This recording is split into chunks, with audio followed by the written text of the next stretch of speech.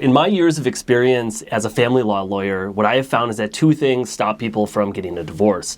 It's their emotions and concerns about finances. I'm going to talk about each and how you can prepare for each obstacle. And I'm going to give you solutions to overcome those obstacles. So emotions really relate to those feelings that you have about that relationship that you have with your spouse, with your kids, with your extended family members, and your friends.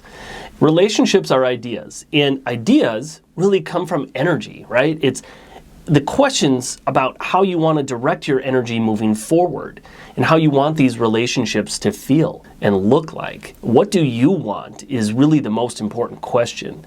You need to focus on what I call 10-10-10 decisions. And in the 10-10-10 analysis, what you're asking yourself is, how will this relationship feel based on my decision in 10 minutes? How is it going to feel 10 months from now? And how is it going to feel 10 years from now? If you're making your decisions based on a 10-year analysis, that's the area you want to be in, because that is going to give you the most insight overall about how your life is going to be affected, and it's really going to help you make some really big decisions. So the emotional preparation that you need if you're thinking about filing for divorce action is you need to be certain. You need to be certain that this is what you want to do. It's the think it part of it, making it up in your mind. And to get there, here are the steps that I recommend for you if you're trying to sort through, is this right for me? You need to spend time in thought. It seems so simple, but it's very hard to find in our world today. And this is going to require you to actually block it off on your calendar. Take 10 minutes for yourself. Take 6 minutes for yourself. Take 1 minute for yourself. I mean, really, if you can't find a minute in your day, we've got a problem. So I want you to take that time for yourself. Take the time in thought. You can write in a journal. You can meditate about this. You could pray. Get out in nature. Science tells us that you need to be in nature at least 20 minutes a day. It's soothing for the brain. It helps bring clarity. Exercise. Listen to great music. Cry about it a little bit. You could even laugh about it a little bit in a positive way. Think about your past, think about the present, and think about your future. So the next step of the preparation is to write it. Write down, what do you want? And this takes practice, okay?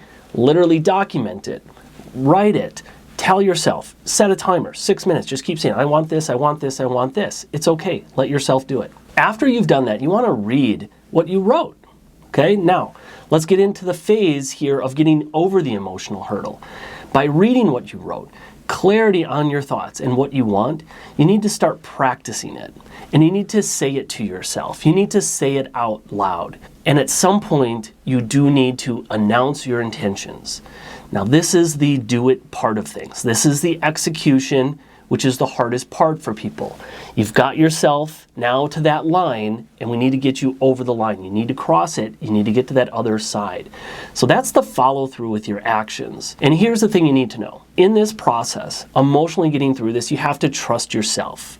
You have to trust that no one else is planning for you. You have to be prepared for the negative reactions and possibly a positive reaction. Your words, what you're feeling, what you wrote down, what you want, what you practice, it might actually be well received. So you need to repeat this process then. You've done it now with your spouse. You've explained to your spouse what you want. Repeat the same process. Think it, write it, say it. You need to do that when you're approaching other family members and friends to tell them this is what's going on. And you'll get very comfortable with that idea based on that 10-year decision and where you want to be 10 years from now. Now, people ask me, what do I need to do to get financially ready for divorce? And that is one of the biggest fears that people have about moving forward. How much is this going to cost me? And what am I going to lose? And they kind of think that way. What is going to happen to me? How am I going to suffer from all this? Now, financially, many people have fears of moving forward. It makes sense. And what I find is mainly that's because people are asking how. How am I going to do this?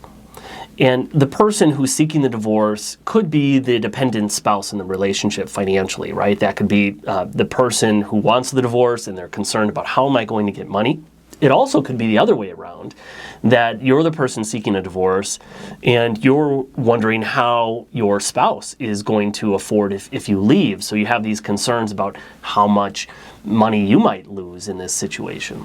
The key here that I have found is that we're really asking the wrong question in that situation. The question is not how is this going to work? The question is about who. all right? This is a key differentiator. Do not ask how, when, where, and what, because those are really limiting questions. They kind of stop you in your tracks and your brain goes to work trying to figure out all these problems and you get overwhelmed and you shut down. When you're answering those questions, you focus a lot on the past and you're making decisions on how things operated in the past, and you're just blocked and you're not able to really look forward to the future. So again, you're focused on the past, maybe a little bit of the present, what just happened to you that morning, for example. So instead, we want to be future looking. You want to identify who. Who is going to help you? Who is going to answer those questions about, instead of where, when, and how, it's then, there, and that. And you need to employ other people and bring them into your world to help you get to the next stage. So the limiting questions about how are replaced by the who questions, because now you're focused on the future. You see that someone else will help you with these solutions, and it makes the answers easier. So I want to explore this a little bit more by describing financially what steps you can follow. Number one, think about the 10-10-10 decisions that we talked about in the emotional aspect of things. You need to know the impact of your decisions that you're making, not just 10 minutes from now or 10 months from now, but 10 years from now. And while those decisions will impact you over the course of time, making that long-term decision about your finances is going to bring you the best benefit. On making the 10-year decisions, you have to start with knowing your finances. So take some time for yourself to gather financial documents.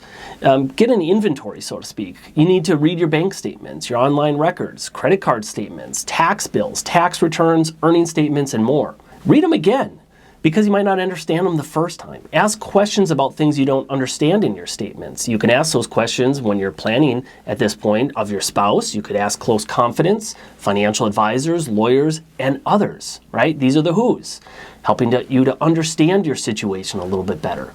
It's not all dependent on you figuring it out. So consider then all the resources that you have available. And that includes who has money to help you get launched. Open your brain to that. It's not just you and your spouse. Consider the resources, right? You can look internally to what cash you have on hand, what bank accounts you have, what are your retirement accounts that potentially you could draw on without penalty or tax. What about a home equity line of credit?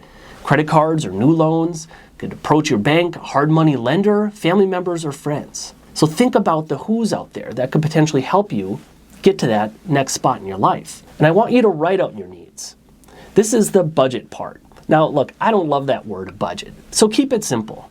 We just want to talk about what income you have coming in and what are your expenses. What do you need for housing, food, transportation, clothing, school, and medical care? I once learned that a great way to look at this is to use what's called a 50-20-30 split. You want to take 50% of your income and apply that to your basic essentials, your needs that you have for housing, food, auto, transportation, and clothing, medical, and school. Then you want to take the next 20% and you need to save that. Put that in some savings or retirement. And look, we need some fun in life. You need to let go. So now you have 30% of discretionary funds for your entertainment, your hobbies, maybe your pets, things of that nature. One of the biggest mistakes that people make is just simply failing to ask for what they want. Ask them, say, this is what I need, this is what I want, what do you think? All right? Now, if you don't get the answer you want from that audience, your spouse, you do have to consider going to other sources. Who can help me get what I want? And of course, I'm assuming it's reasonable what you want and fair and in line with the law. That's what the court system is for. They're there to bring justice. So you can ask a court for what you want. So the who's in this situation starts really with you. It always starts with you. Are you in good shape? Do you know financially what you want?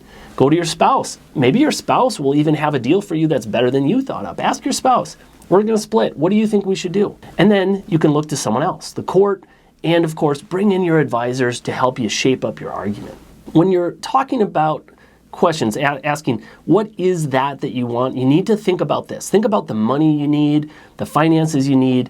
You need to think about that in the context of what you need now, what you do need over the next 10 months, and then what you need over the next 10 years. So for example, don't give up your retirement account and spend it all now because you know you're going to need that in 10 years. So make a good 10-year decision. Maybe there's a way you can go into your retirement account. You have some special option based on your employment, or maybe you're a veteran, and there's an ability for certain people to draw out funds without tax or penalty to use in matters like this. I've worked with clients like that. So ask questions about what's available to you. And where you need to do this is in the context of having conversations with other people to get what you want. And if you can't get that from other people, you got to go to the court and obtain an order. When we're talking about preparation emotionally and financially, mostly what this comes down to is you first carving out that time to learn about what you want, to learn about your finances, learn about your own emotions. And you need to think about that. You need to write it all out and you create a plan for yourself. I once read in a book that no one is planning for you, so you better make a plan for yourself. And that is such a true statement. There are people in our lives, the people that we love. Those relationships do exist. I want to encourage you to continue to seek those where people do plan for you and care for you. But if you're in a situation where the marriage is just irretrievably broken at this point and you're not planning for each other, you need to plan for yourself. Plan for your own emotions 10 years from now and your own finances 10 years from now, and draw on the who's in your life. Consider counselors, financial advisors, bankers, lawyers. There are a lot of people in the service industry that are out here ready to help you answer questions to make you feel more financially confident, more emotionally confident, so you can make that hard 10-year decision to move forward in your life. All right, guys, thanks for watching this video. We'll see you next time.